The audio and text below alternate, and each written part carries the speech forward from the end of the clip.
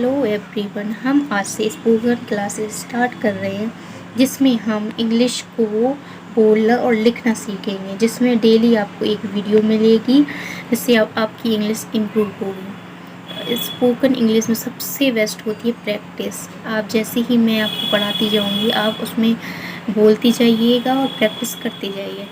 चलिए हम स्टार्ट करते हैं। सबसे पहले हम बोलचाल में अभिवादन सीखेंगे कि किसी को भी अभिवादन कैसे करते हैं। जैसे कि जो हमसे बड़े हैं, अपनों से बड़े, रिश्तेदारों व पद में ऊंचे अधिकारियों के साथ उषा काल से लेकर दोपहर 12 बजे तक, यानी कि सुबह से लेकर दोपहर तक कैसे अभिवादन करते हैं।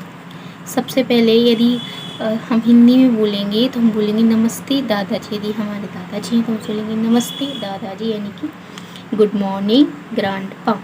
यदि हमारे पिताजी हैं तो हम बोलेंगे नमस्ते पिताजी, और हम बोलेंगे गुड मॉर्निंग डैड या गुड मॉर्निंग पापा। वैसे ही हमसे कोई पद में बड़े हैं जो भी होते हैं, हम उनको सर करके बोलते हैं, हम बोलेंगे नमस्ते सर या गुड मॉर्निंग सर।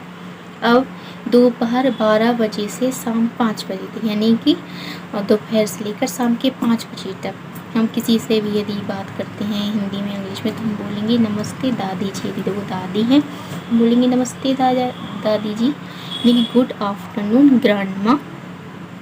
यदि वो हमारी माता जी हैं, माँ हैं, हम बोलेंगे नमस्ते माता जी, और इंग्लिश में हम बोलेंगे गुड मॉर्निंग मम्मी। यदि नमस्ते बेटी, यदि वो हमारी डॉटर है या फिर कोई हमसे छोटी बिटिया है हमारी, तो हम बोलेंगे नमस्ते बेटी या गुड मॉर्निंग डियर, डियर करके बोलेंगे।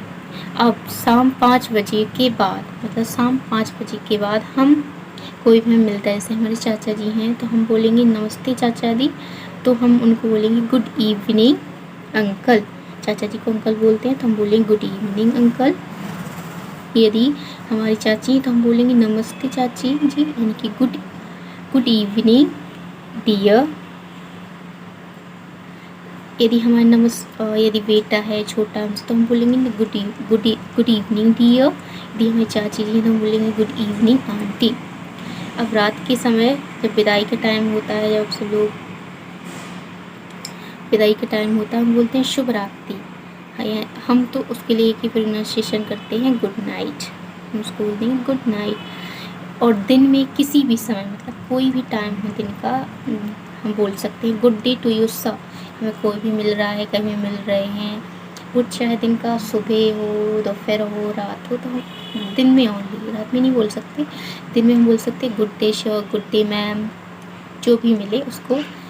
यदि भेंट के समय कोई हमसे मिल रहा है तो हम उनसे बोलेंगे हमें आपसे मिलकर बहुत खुशी हुई, तो हम कहेंगे प्लीज़ टू मीट यू, हमें आपसे मिलकर बहुत खुशी हुई, प्लीज़ टू मीट यू। आगे किसी भी समय अपने मित्रों या बराबरी के लोगों के साथ, जैसे हमारे कोई फ्रेंड सर्कल है और हमारे एज के लोग हैं, भाई बहन हुए कोई भी, तो हम उनसे किसी भी टाइम में हम उनसे बोल सकते हैं hi Shimi, hi Ankur, hello uncle, hello Nishi, hello Kush, hello Mrs Mehra.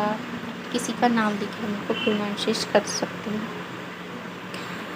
उसी प्रकार यदि संबंध बेतकल्लुफ़ का हो, तो मतलब जिसमें किसी को हिस्सा ना हो, किसी को बुरा ना लगे, तो हम उनको हेलो और हाय का प्रयोग कर सकते हैं। और अपने बड़ों के साथ भी यदि इसे किया जा सकता है, यदि उनको कोई प्रॉब्लम ना हो तो।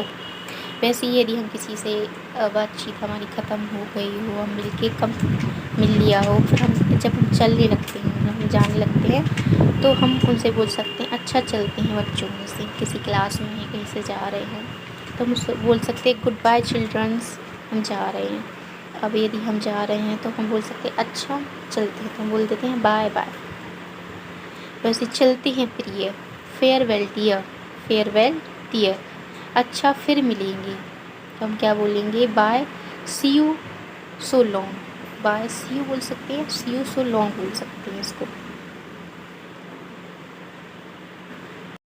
अंग्रेजी में ये कुछ वर्ड होते हैं जिनको हमें याद रखना होता है। ग्रैंड फादर को हम संपेक्ष में ग्रैंड पा कहते हैं। फादर के लिए हम डैड या डैडी का यूज़ कर सकते हैं, और ग्रैंड मदर के लिए हम ग्रैंड माँ कह सकते हैं, क्योंकि ये अपनापन सा होता है, ग्रैंड माँ बोल सकते हैं। मदर के लिए हम मॉम या मम्मी बोल सकते हैं। उसी प्रकार चाचा, ताया, मामा, मौसी, फूफा, मतलब इन सबको हम अंकल कह के बोल सकते हैं। चाचा, ताया, मामा, मौसा, फूफा, इन सबको हम अंकल बोलते हैं इंग्लिश में। चाची, ताई, मामी, मौसी, बुआ, इन सबको हम बोलते हैं आंटी। इन सबको हम आंटी का यूज़ करके बोलते हैं। किसी भी पुरुष के लिए आदरसूचक शब्द क्या होता है? सर। कोई भी हमें अजनबी मिल रहा है या जिसको हम जानते नहीं तो हम उसको सर करके बुला सकते हैं। और किसी भी महिला के लिए सम्मानजनक जो होता है वो होता है मैडम, हम उनको मैडम करके बुला सकते हैं। चचेरे, ममेरे, मौसे, फुफेरे, भाई या बहन, किसी के लिए भी केवल कज़न का उपयोग किया जाता है। हम उसके लिए कज़न ब्रदर और कज़न सिस्टर नहीं कहेंगे, सिर्फ हम उसके लिए कज़न वर्ड का यूज़ करेंगे। और विवाहित महिला के लिए जब हम उसको प्रोनाउंस करेंगे तो हम उसके लिए मिसेस, और अविवाहित के लिए मिस का यूज़ करते हैं। ये कुछ वर्ड हैं हमेशा याद रखने के लिए।